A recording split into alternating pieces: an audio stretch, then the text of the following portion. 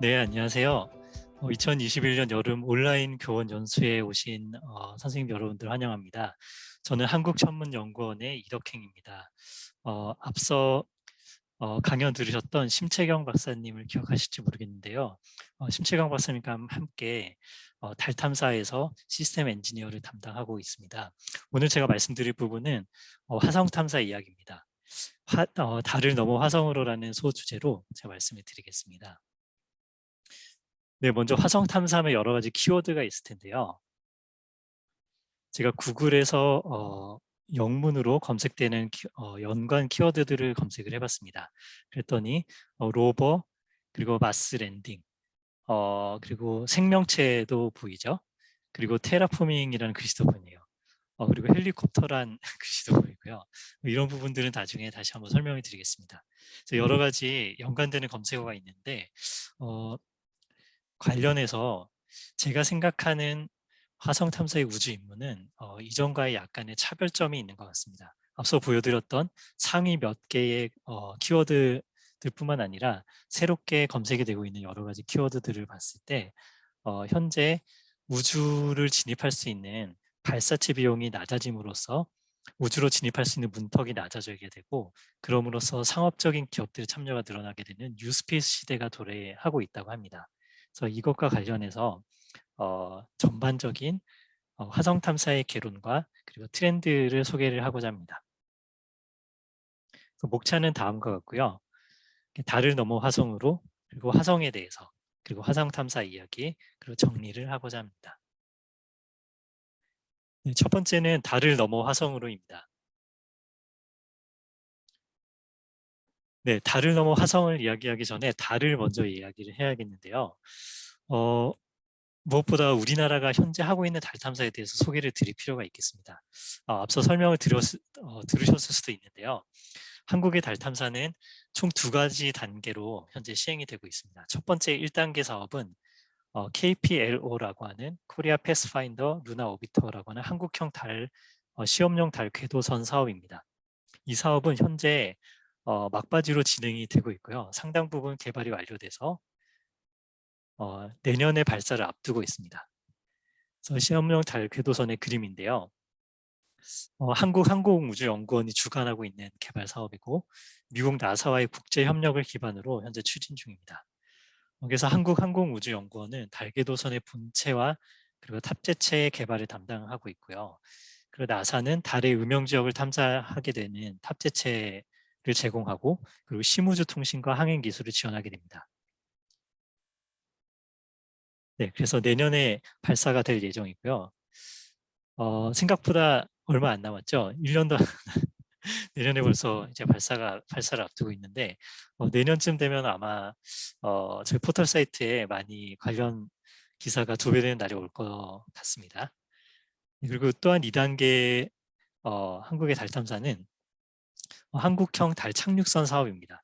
현재 계획되어 있는 단계이고요. 아직 시행되지는 않았고 2030년도쯤에 한국도 달을 착륙선을 보내겠다라고 하는 계획을 일단 현재는 가지고 있습니다. 네, 그러던 와중에 올해였죠. 반가운 소식이 하나 들렸는데요. 아르테미스 협정이라는 것을 들어보셨는지 모르겠습니다. 아르테미스 협정은 미국 나사의 달 표면 유인 임무를 말하는데요. 아르테미스 프로그램이라고.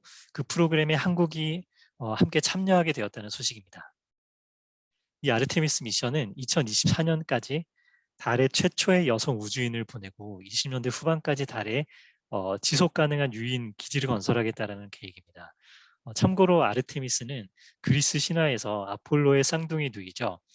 약 50년 전에 달에 착륙했던 아폴로 유인 미션을 고려해서 이름을 지은 장명 센스가 돋보입니다. 그래서 올해 5월에 따끈따끈하게 찍혔던 한미 정상회담의 사진인데요. 한국과 미국은 양국은 한국의 아르테미스 협정 체결에 따라 상호 우주 탐사 협력을 확대한다라는 내용을 담고 있습니다. 그래서 아르테미스 협정은 미국의 주도로 약 10여 개국의 나라들이 함께 달에 대한 미션을 참여하겠다라는 내용을 담고 있고요. 달에 대한 그리고 우주에 대한 평화적 활용, 그리고 우주 자원의 활용, 그리고 상호 갈등 방지 등의 내용을 또 담고 있습니다. 그래서 한미 정상회담의 공동 성명의 주요 내용들이 있는데요. 많은 분들이 한미 상호 방위 조약에 따른 미사일 지침 종료에 대해서는 많이 들어봤을 텐데 아르테미스 약정에 대해서는 못 들어보신 분도 있을 것 같아서 소개를 드렸습니다.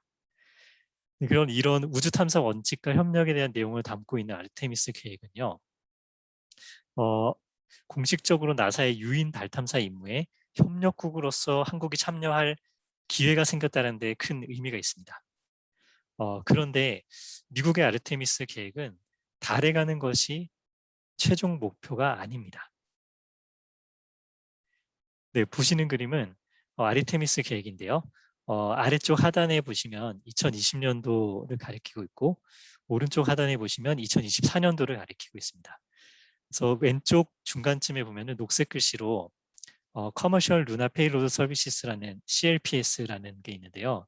앞서 심채경 박사님의 강연에서 아마 소개를 들으셨을 것으로 생각합니다. 그래서 2024년까지 달에 유인을 보내기 전에 먼저 로봇들이 가서 환경은 어떤지 그리고 사람이 착륙할 곳에 대한 정밀한 사이트는 어느 곳이 좋은지 여러 가지들을 탐사하게 되는 것이 아르테미스 계획의 하부로 들어가 있는 CLPS, 클립스 사업이 되겠습니다. 그래서 이런 아르테미스 계획은 단순히 달에 가는 것으로 끝나는 게 아닌데요. 보시는 그림처럼 아르테미스는 화성을 가는 것을 준비하는 것에 또 그 큰 목적이 있다고 하겠습니다. 그래서 아르테미스 계획의 큰 슬로건은 Moon to Mars입니다. 그래서 달을 기반으로 화성으로 가겠다라는 것이고요. 달을 기지로 활용해서 화성에 가면 훨씬 지구에서 바로 가는 것보다 더 유리하다라는 판단이 있다라는 거죠.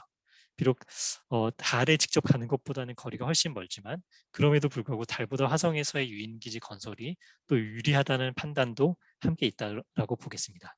그럼 누군가는 이렇게 질문할 수가 있겠죠. 화성에 뭐가 있길래 화성이 뭐길래 그렇게 가려고 하는 걸까라는 질문이 들 수 있겠죠. 네, 그 부분에 대해서 설명을 드리겠습니다. 네, 화성이 뭘까요?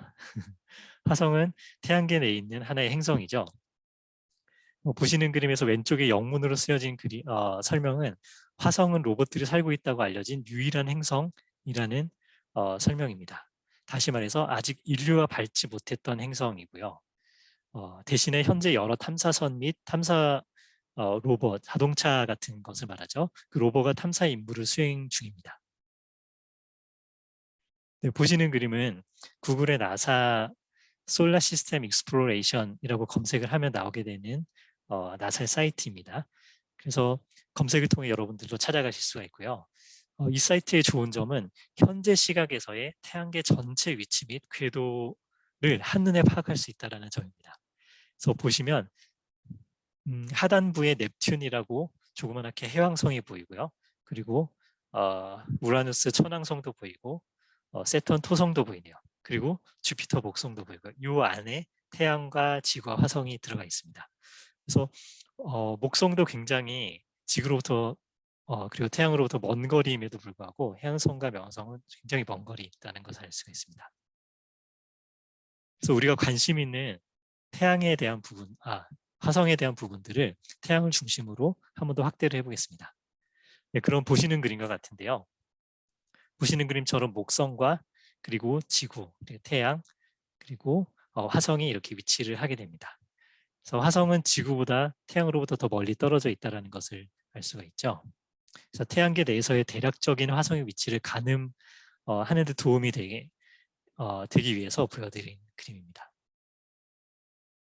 네, 역시 동일한 사이트인데요. 화성을 확대한 그림입니다. 이 사이트의 좋은 점 중에 하나는 화성 주변에 현재 지금 실시간으로 돌고 있는 궤도선과 그리고 화성 표면에 착륙해 있는 착륙선의 위치를 실시간 애니메이션으로 보여준다는 점입니다. 보시면 몇 가지 한가운데 보면 인사이트라는 착륙선이 하나가 보이고요. 2018년도 말에 착륙한 착륙선이고요. 그리고 좌측에 보시면 마르스 2020이라는 올해 착륙한 최신 퍼시비런스 로버를 가지고 있는 마르스 2020 미션이 또 보이게 됩니다. 그리고 몇 가지 궤도선의 궤도도 보이게 되고요. 이 그림만 봐도 현재 화성에서 임무를 수행 중인 로봇들이 몇 개 이상 되네라는 것을 바로 알 수가 있겠죠. 그래서 화성에 대한 몇 가지 사실들을 간략한 숫자로 표현해 봤습니다. 화성은 지구는 한 개의 위성, 즉 달을 가지고 있지만 화성은 보시는 그림처럼 두 개의 위성을 가지고 있습니다. 포보스와 데이모스라고 하는 두 개의 위성이 중력적으로 화성에 묶여 있는 상태이고요. 그리고 화성까지의 거리는 지구적인 스케일로 볼 때 굉장히 멉니다. 물론 천문학적인 스케일로 볼 때 굉장히 작은 거리지만 지구에서의 스케일로 볼 때 굉장히 먼 거리입니다.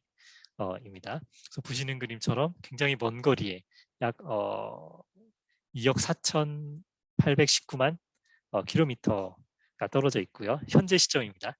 그리고 화성 궤도의 이심률은 약 0.09 정도이기 때문에 이 값이 0에 가까우면 완전한 원이라는 뜻입니다. 그래서 0.1에 가까운 이심률을 가지기 때문에 약간 찌그러져 있어서 계절에 따라서 시기에 따라서 이 거리는 조금씩 변화합니다.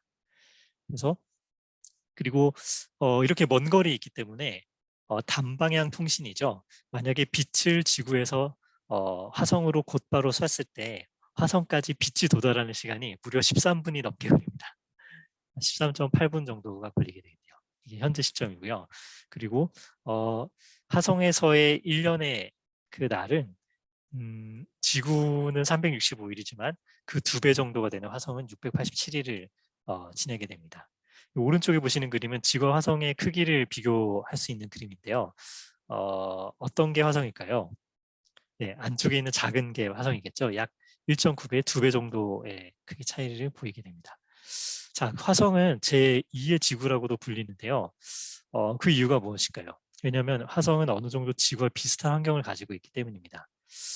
예전에 화성 사진을 보셨던 분들은 이 환경이 어떻게 지구와 비슷해 하실 수도 있을 것 같습니다.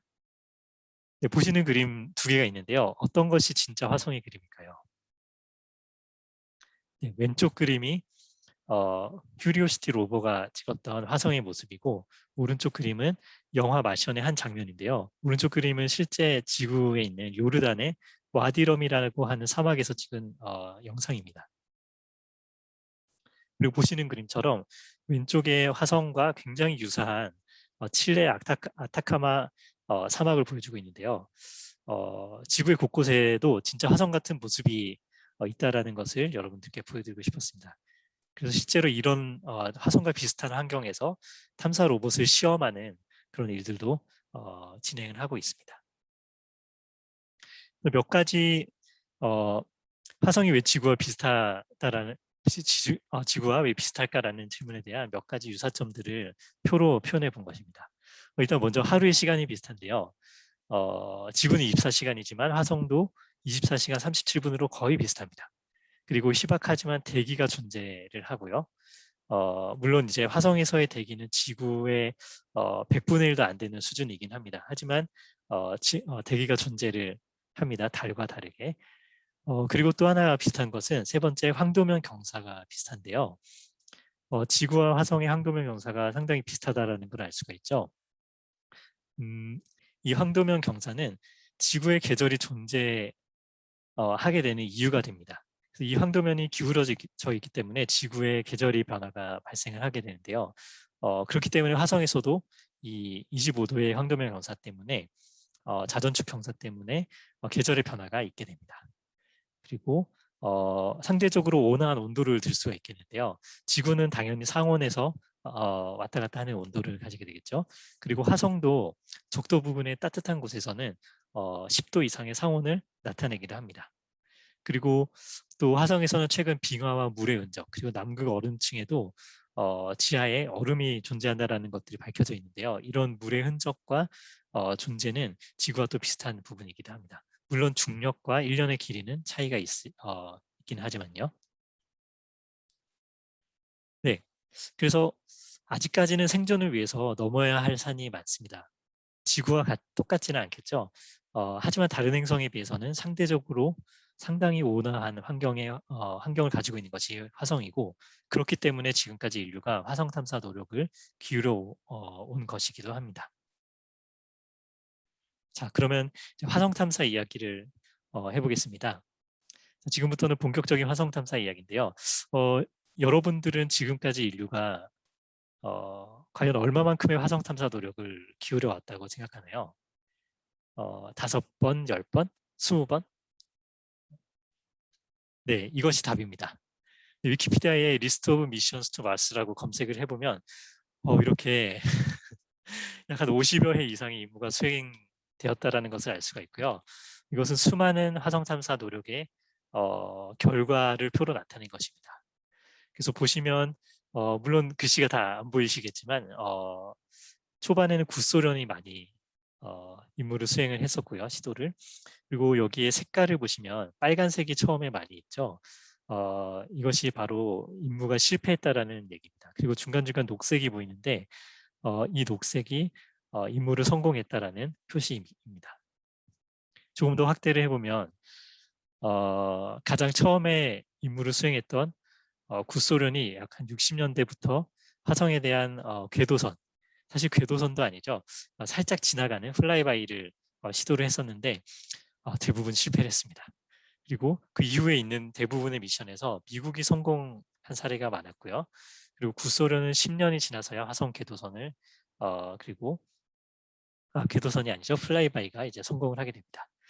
그리고 최초의 착륙 시도는 역시 또 구소련이 시도를 했는데요. 하지만 그때 이미지 전송을 실패를 했습니다.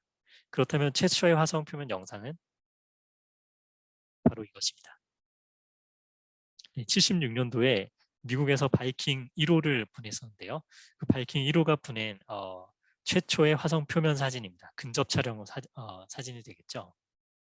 그래서 최초의 유인 달 착륙과 지금 보시는 그림 같은 최초의 화성 표면 사진을 텔레비전을 통해 보고 우주에 대한 꿈을 키워왔었던 당시의 미국의 그 어린 세대들이 지금 미국 우주국과 우주산업의 높은 자리에서 활약하고 있다는 얘기를 많이 들었습니다.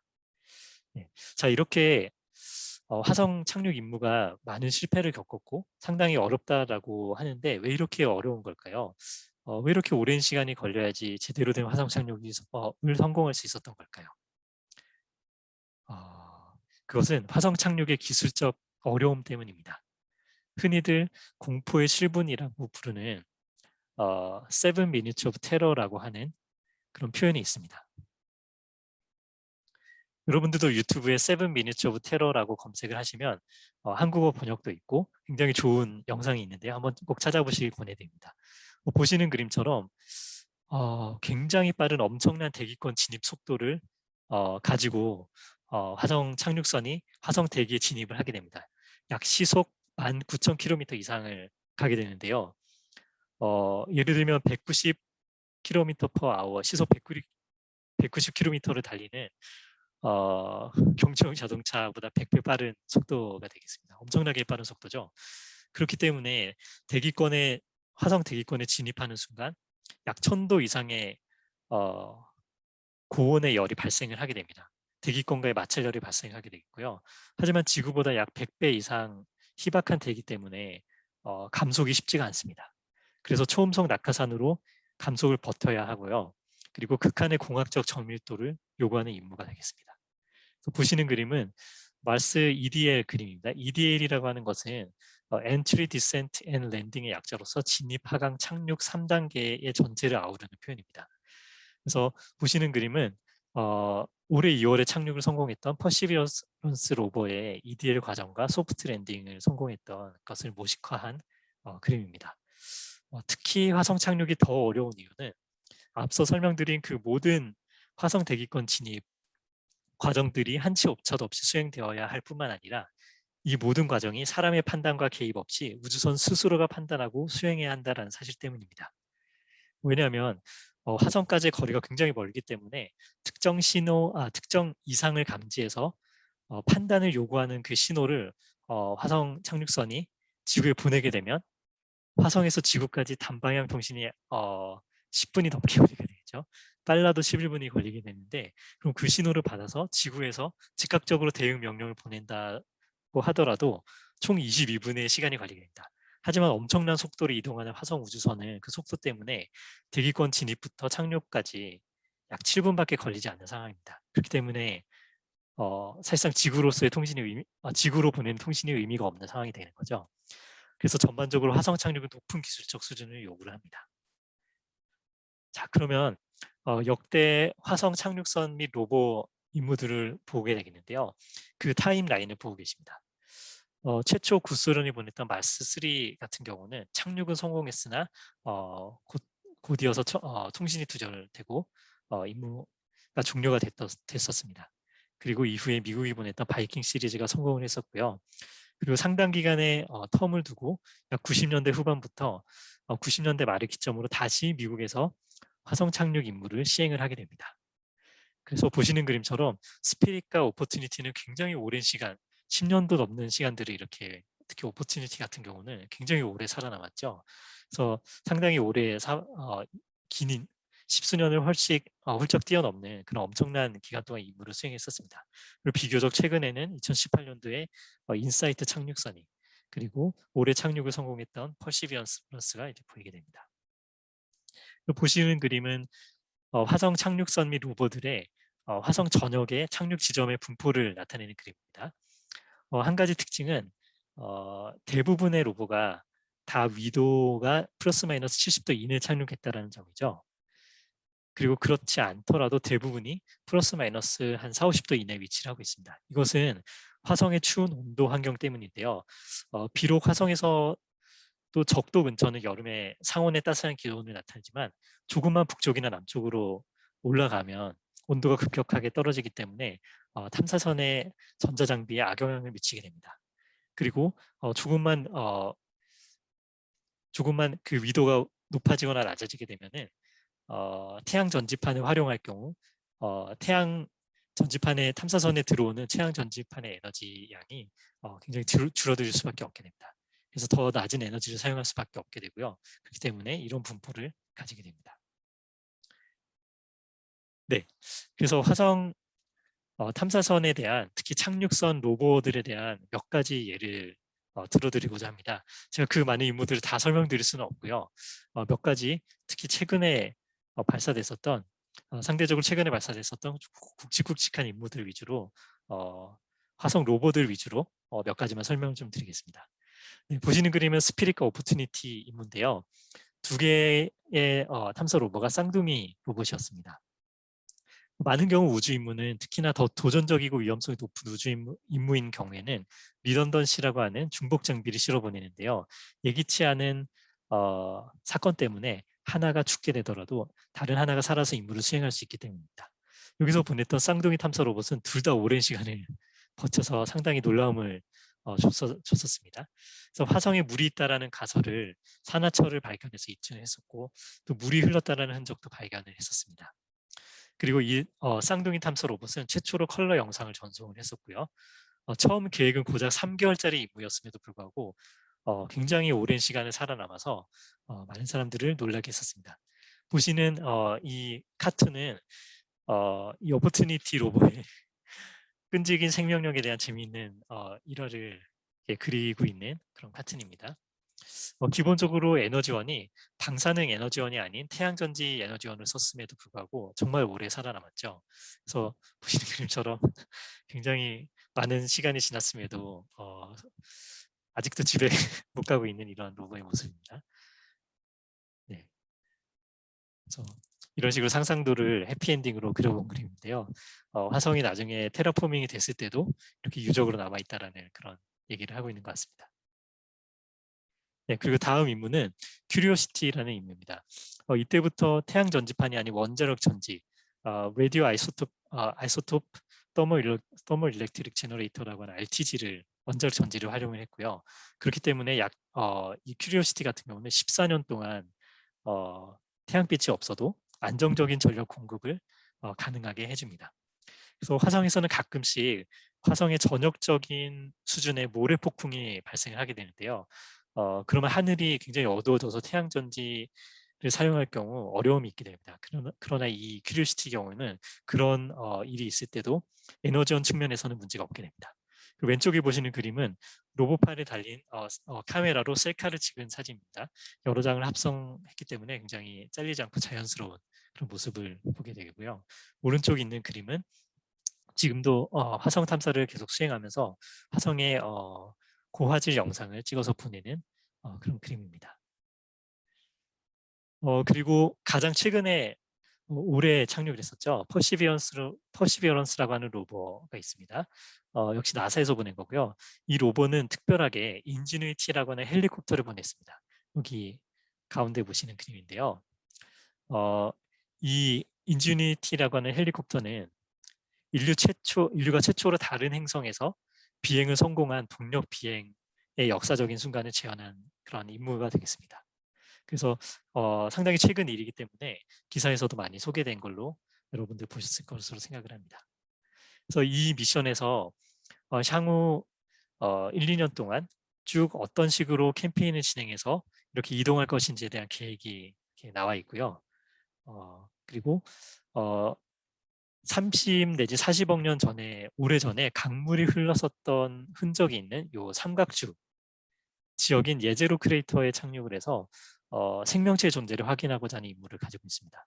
그리고 또한 추가적으로 오른쪽 그림에 보시는 것처럼 목시라고 하는 화성 산소 현장 자원 활용 실험 장치를 탑재체를 활용해서 화성에 풍부하게 존재하고 있는 CO2를 이산화탄소를 산소로 바꾸는 실험을 수행했고, 보시는 그림처럼 약 5g 이상의 적은 양이지만 CO2를 산소로 변환하는 데 성공을 했습니다. 그래서 기술 검증을 완료한 임무가 되겠습니다. 그래서 이 임무를 통해서 앞으로도 화성에 대한 좋은 결과 소식을 기대하게 하는 로버가 되겠습니다. 그리고 최근에 변화하는 기류를 말씀드릴 수가 있겠는데요. 이전까지는 미국이 대부분의 화성 탐사를 주도했다면 최근에는 미국 이외의 화성 탐사 성공 사례가 생겨나고 있습니다. 첫 번째는 아말이라고 하는 희망을 뜻하는 아랍에미리트 말이죠. 그래서 아말이라고 하는 화성 궤도선이 되겠는데요. 특히 이 화성 궤도선은 지금까지 전례 없이 달을 거치지 않고 한 번에 화성 궤도선을 보내서 성공한 사례가 되겠습니다. 그리고 아랍에미리트뿐만 아니라 텐원이라고 하는 화성 궤도선을 또 중국이 보냈었죠. 탐사선과 로버를 이번에 한 번에 모두 보내서 세 가지 한 번에 다 성공을 했습니다.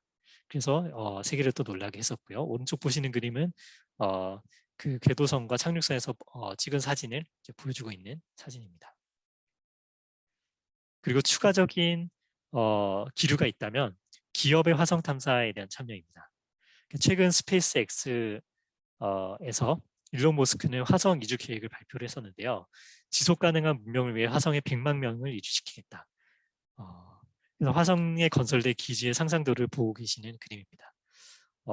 그래서 이런 어떻게 보면 허황된 꿈이 아닐까 하는 생각이 들지만 이 꿈을 향해서 오늘도 도전적인 몇몇의 사람들은 이 꿈을 향해서 달려나가고 있습니다. 네, 이제 이야기를 정리하고자 합니다. 화성에 대한 탐사 이야기를 오늘 들으셨는데요. 어떤 생각이 드셨나요?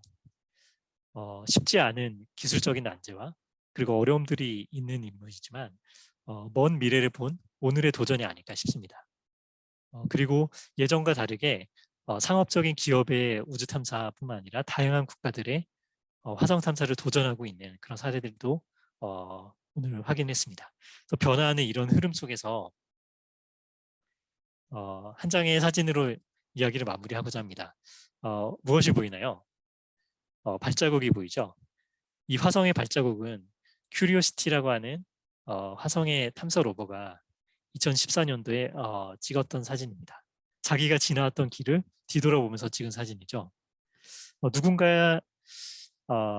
누군가의 도전에 의해서 이런 발자국은 생기게 됩니다. 그리고 이 발자국은 다른 이들이 따라올 길을 닦는다고 합니다. 아직은 먼 미래 얘기일지도 모르지만 변화하는 흐름을 따라 저희 한국천문연구원도 대한민국을 대표해서 우주 탐사의 길을 열심히 개척하겠습니다. 지켜봐 주시길 바라고 많은 응원 부탁드립니다. 그리고 교원 여러분들께서도 아이들에게 미래의 꿈을 심어주고 각자 자리에서 묵묵히 소임을 다해 주시기를 저도 또한 기대하겠습니다. 네, 긴 시간 들어주셔서 감사합니다. 이상으로 발표를 마치겠습니다. 감사합니다.